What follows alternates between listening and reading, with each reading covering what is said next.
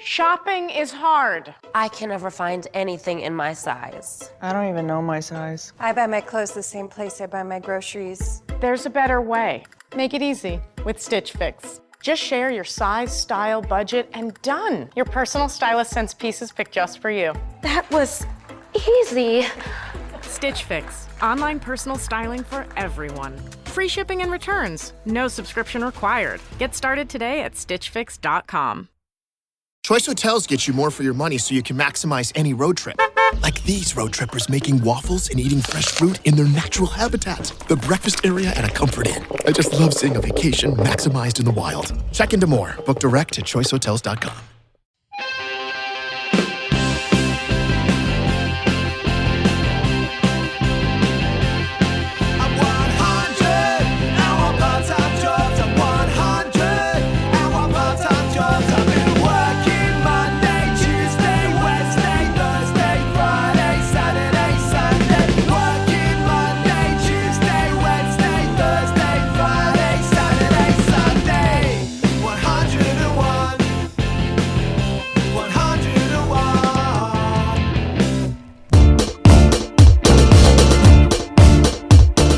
All right, you're listening to 101 Part-Time Jobs. I'm Giles Bidder, and I speak to bands and artists about how they're able to do it in a time that's totally, completely unfounded for music.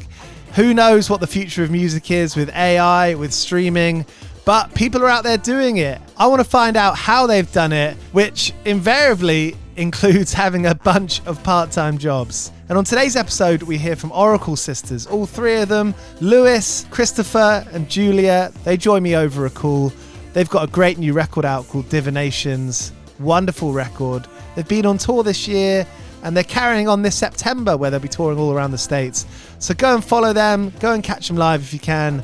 So here's my chat with them. Hope you enjoy it. If you do, you can click subscribe and you'll get notified when we put out every episode. We do them twice a week with interesting and exciting guests. We'd love to have you along for it. Now, after the jump, it's Oracle Sisters. 101 part-time jobs. Running a business comes with a lot of what-ifs. But luckily, there's a simple answer to them. Shopify. It's the commerce platform behind millions of businesses, including Thrive Cosmetics and Momofuku, and it'll help you with everything you need. From website design and marketing to boosting sales and expanding operations, Shopify can get the job done and make your dream a reality. Turn those what-ifs into... Sign up for your $1 per month trial at shopify.com/special offer. I spent quite a few years in the fashion industry, which for me was, in the end, very kind of unfulfilling creatively. So that's why I had also came to Paris weirdly the same year as the guys, and I think we all had an intention to start playing music, but we didn't know each other yet. But then I had come to Paris, and I was so bored of the fashion industry, and I started playing guitar again. I picked it up again after a long break, and I was spending all my time at home playing guitar, and then blah blah blah. Then with Lewis, but yeah, I think it kind of dawned on me very slowly that I was hold up, this is actually working. This is going somewhere. And so I had to really train and learn the drums on the go and evolve. And I was playing and singing at the same time as well with guitar and stuff. But yeah, I think it dawned on me a bit late. I was okay, this is actually going somewhere. This is serious. Because me and Chris had been struggling musicians for years before, doing our own thing. I was in New York and Chris was in Edinburgh, and we were hacking away at music, but apart and doing, it was great, but we kind of had a special songwriting thing that clicked when we got together. And so that was what brought us kind of together to honor that in Paris. So we were, by the time we had met here and started writing, we were, I think, ready. I think we both learned a lot doing our own thing in our respective places, and we'd learned from all our mistakes, I think. And so when we started this project, I felt like we knew a little bit what we were doing. We just knew how to make the music as good as possible, but also learned a bit about managing a project and putting on shows, and we had all that in mind. And so, bringing Julia into the fold, I don't know how aware yeah, as you say, you feel our mission impossible, but we were definitely like, on the we had a vision, I guess, of where we wanted to go. So, You're um, ambitious.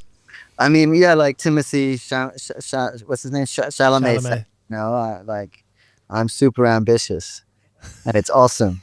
But it's kind of true, right? I mean, I often think like if you're going to try and do something, you might as well do it good and proper. Yeah, absolutely. I think that was definitely the intention behind moving out here. It was to honor the songwriting thing we had, but just Yeah. really honor it in a way by let's see how far we can take it. And I think that was the ambition, you know. Sure, like to be able to make enough money to do the next record, I think was the idea.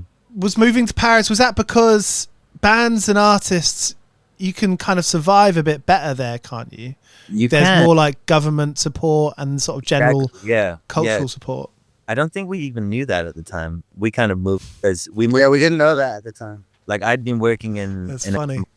running shows at a kind of dive bar, underground venue, and Lewis had been out in New York doing a lot of shows, and we met a guy who was opening a cabaret in Paris who needed some people to do the artistic direction and to book some shows. So we were kind A of cabaret like a venue that has regular cabaret nights. yeah, exactly, like an actual cabaret in Pigalle in the cabaret district over here, and we met Damn. out and about somewhere in Italy, and he offered us a job. So we were gonna move to London, and then that we met some Parisians, and it seemed like the mood over here was good, and we had a job that had been offered to us. But the cabaret closed down. Was it 1 week after we moved to Paris? They had to.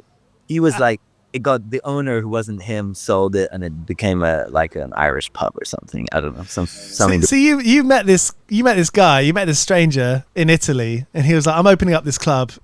Come and work for us." Yeah, it was. Basically, we knew we wanted to set up either in London or somewhere to start working on our songs and explore like writing together more without a time limit, as had been the case before.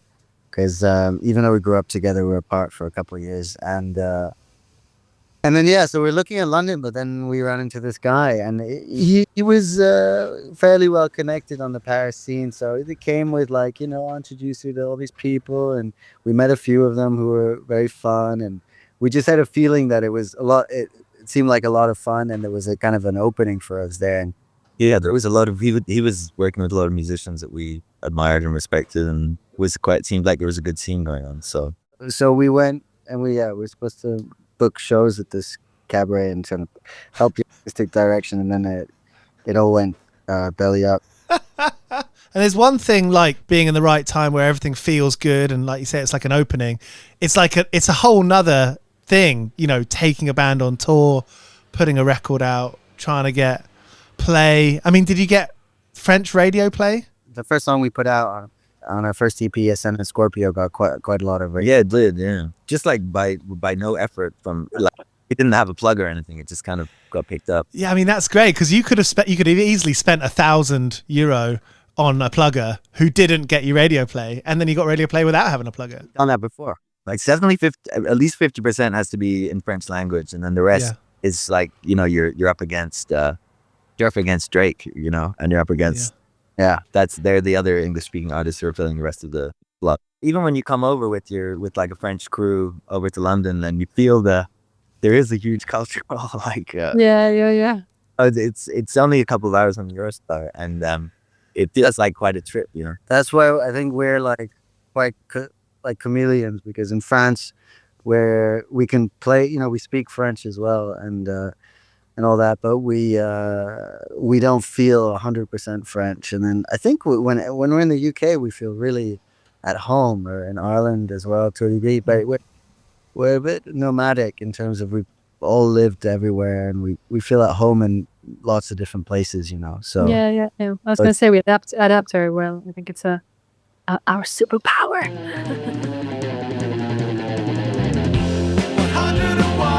101 part-time jobs. 101 part-time jobs. Yeah, I suppose that's one of the jobs, isn't it? Because it's like, you gotta fit in, and I guess it comes down to money, right? You have to sort of see what you can afford and do it. And like, you guys are pretty, you guys are doing big shows. You played at the Koko last time you were here. Yeah. Those are big shows. Does it feel like day to day? Does it feel like you're a big band? No, we don't. We're not. Until you see yourself on a big billboard, you're not a big band. Yeah, but that's just every time I see a billboard, I think someone's paid £5,000 for that. I know. Exactly. And someone's going to have to pay that back. No, I know. No, I think, no, I don't think we've gotten to that place where we feel like, oh, we're a big band, but we feel lucky. I think we feel lucky. It always feels like, those shows feels like a birthday party, and you're like, I hope everyone will show up to this birthday party. Oh my God, everyone came. It's amazing. Yeah, especially like places like Koko, like when there's like 1,400 people that arrive, that's when it really hits you, I think, when you're like, wow, okay. My brain hasn't been able to comprehend anything like. Exactly. Not at all. I think not at all. Not at all. It's very difficult to get. But then sometimes you get where you see yourself objectively. You go like, oh, I just think I feel lucky, at least. I feel lucky that we can go places and play shows. But I think when you play a venue like Koko or La Cigale in Paris, you realize that there was someone there just the week before doing an underplay. Like Jack White was there doing like a little intimate show, and you're always kind of reminded that there's always like another level. There's always like two. To us, it feels like this huge occasion, which it is, because it's so special to see that your music's actually connected with all these people. But just the week before, some other artist was there, and it was like living room, and you're this is a cute.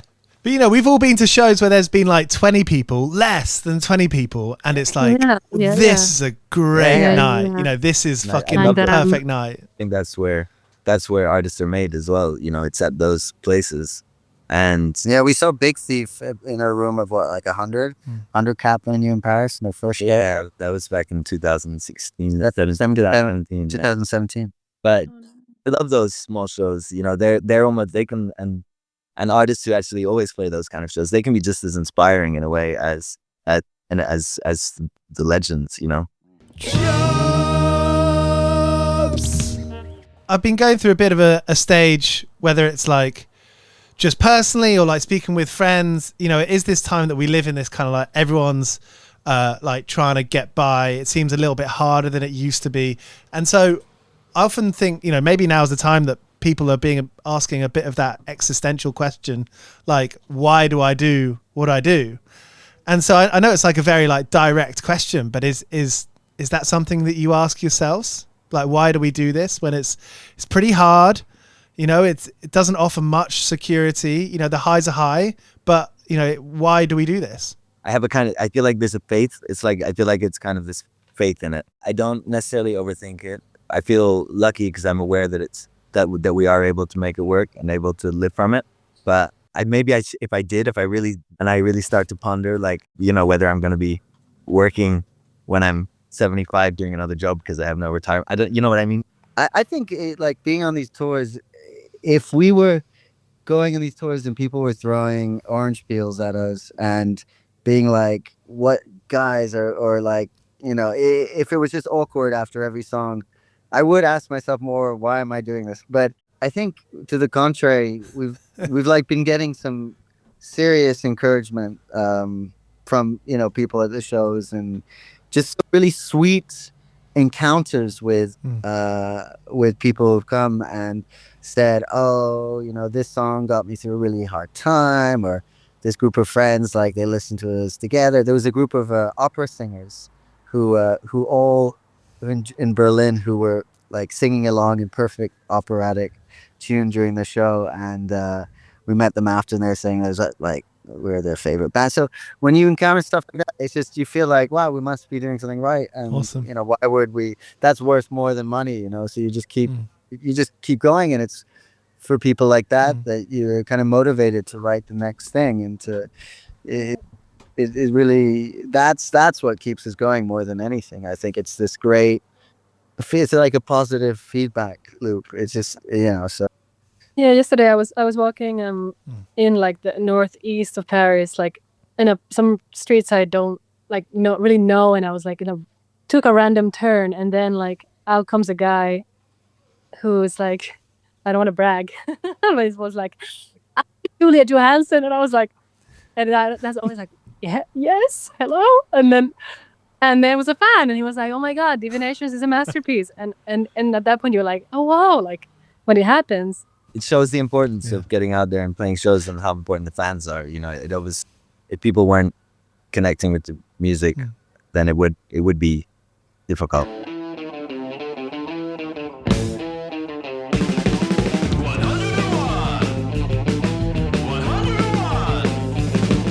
Hey, 101 part-time jobs. You know, most people like kind of what we've been saying is, but it's like people need to work loads of hustles. Like, what are the kind of jobs that you've done, you know, in your kind of adulthood or maybe in late teenagers? You know, what are the side hustles? So you worked at the cabaret bar. Did you carry on working at the Irish pub? No, we didn't get employed at the Irish pub. I've worked in many bars and many pubs though. Definitely worked in a few in Paris and plenty in Scotland.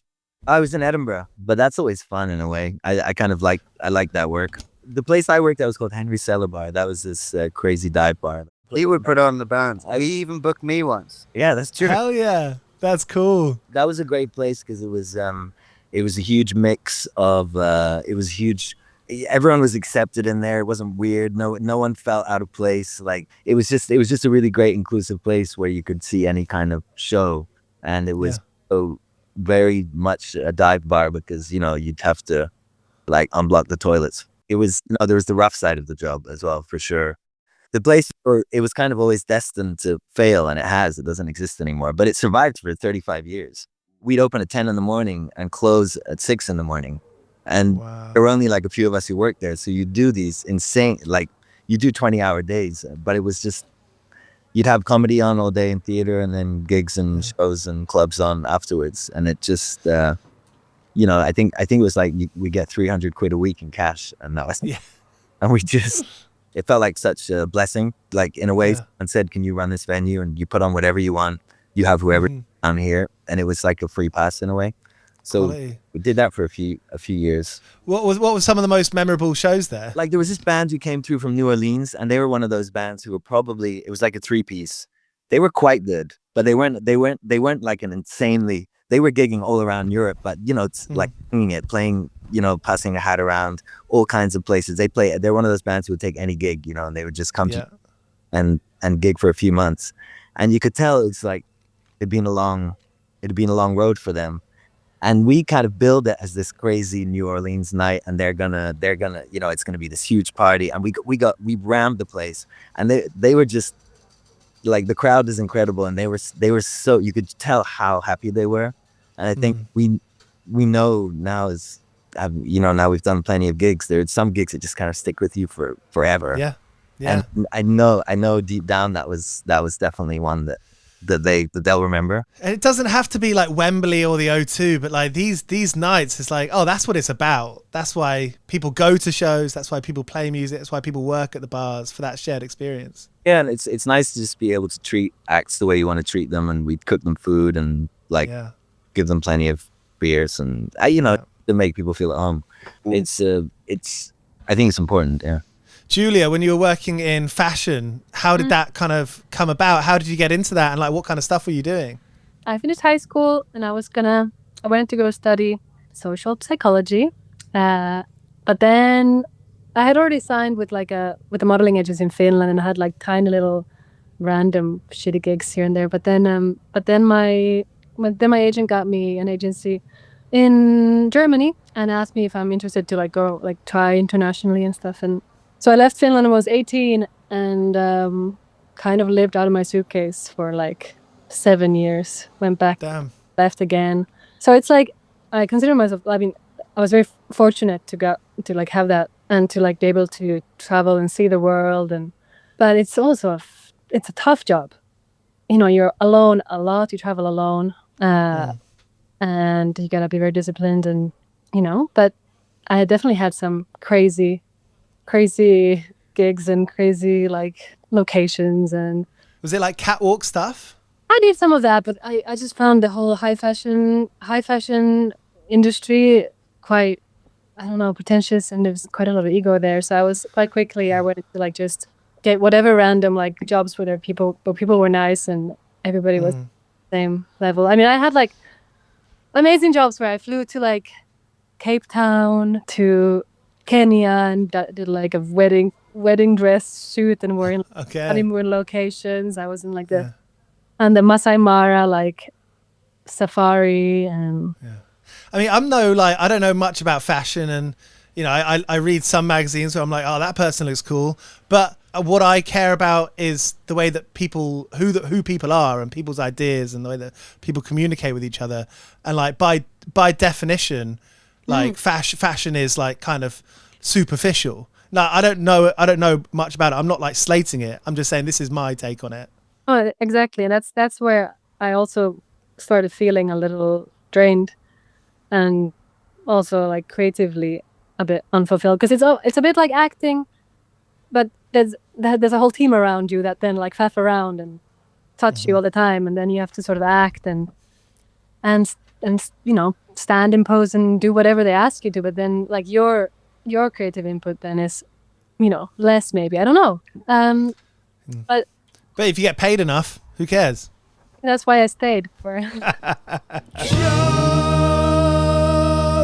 Great to speak to you guys, and like good to learn more about you and like hear the stories, because the music's amazing, the story's great, the story's equally as good, you know, because you know, I feel like you almost have this kind of like traveling crew amongst you. I mean, also we kind of have unofficial members of the band who tour with us, you know, and also from all over.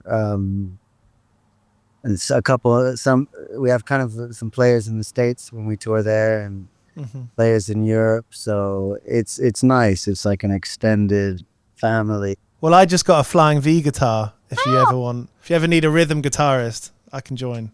Nice. You can't play rhythm on a flying V. Come on, that's so. I just play two strings and try and get the sort of the Johnny B. Good, like. Well, I just want to ask one more question. You know, I think working so many jobs, you're bound to make some work fuck ups, and I'm a big fan of the work gaff, putting your foot in it, or giving someone, you know, accidentally charging too much or too little, but it's just generally getting yourself in trouble. I wondered if, I'm putting you on the spot here, but I wondered if any of you have any good moments of like work regrets. They should hopefully not too sad. Well, it should be funny. I have a story if you like. Yeah, please. Yeah. It takes place in the aforementioned Henry Cellar Bar, where we did a Mardi Gras night there, one year, and it was a great success, full house, lots of great time. So we thought, let's do it again next year. So I kind of went and booked like a really great local band of like quite high level musicians who would normally play at kind of like the other bar it was a bit more lit or whatever. So we had to pay them quite a bit and all that. So so we got them in. We got this other band who was this brewer I knew who I'd been working with doing some beer stuff, and he had this like 8-piece band, but they were all like older dudes, so they all had to, you know, there was like a decent amount of money to invest in this night, and a lot of people that I'd known for a while. And then so they were all booked, ready to go, and then the night was a parade from this other hippie bar that we loved down the road, like volunteer run. They had lots of workshops, that kind of thing. So we'd start there, everyone would get dressed up, and then we parade down to the bar, and the band will when we get there, and then the party starts. But I was at the hippie bar, getting dressed up with a smaller number of people than I had hoped. There was, you know, instead of being a congregation, it was kind of a small gathering, like a family gathering. And the one guy who turned up really enthusiastic was like definitely the most kind of the weirdest of the bunch, and he had all the tricks for dressing up, one of which was body paint made out of red wine and flour, apparently. So I kind of just went with the flow, and he said, I'm gonna paint you entirely in red, and it's gonna be beautiful, and we'll parade down the road, and we'll go to this party. So I said, yeah, why not? And so he starts painting me. It takes a while, and it's this big, thick red paint all over my body, and I'm topless, just wearing little shorts. And then And then we get the little band together. We go down the road, but I noticed that the paint is drying, not as like a rich, bright red, but it's going like a very dark brown, and it's darker and darker, almost, and it's becoming almost black. And then I arrive at my party that I've organized, basically painted dark brown black. Oh my God, you've blacked up. And no one's turned up. No one has turned up. There's literally the opening band are playing. His wife is there with their dog. There's the bartender, and there's the other band waiting. And I have to come in with my like 8-person congregation, like a guy playing a trumpet and someone with a flag, and me blacked up, and everyone's just like, what the fuck is going on? You know, like, what is sake is that? And that was definitely a bad one. One of the worst days in his life, maybe.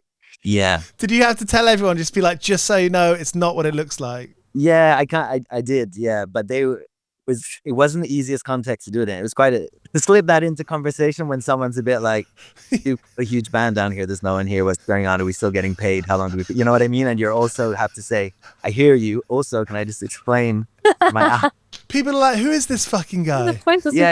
think It was, I was trying to build a reputation as a good club promoter. So there was Oracle Sisters here on 101 Part-Time Jobs. Their latest record, their second album, Divinations, is out now. It's excellent, really great record. I was really happy to chat with Lewis, Christopher and Julia. I hope you enjoyed it as well. Make sure you click subscribe if you want to hear more from us and you're not already signed up. And we'll see you again soon. Next Tuesday to be exact. 101 Part-Time Jobs is hosted by Giles Bidder and produced by me, Olivia Swash. This has been a Mighty Moon Media production.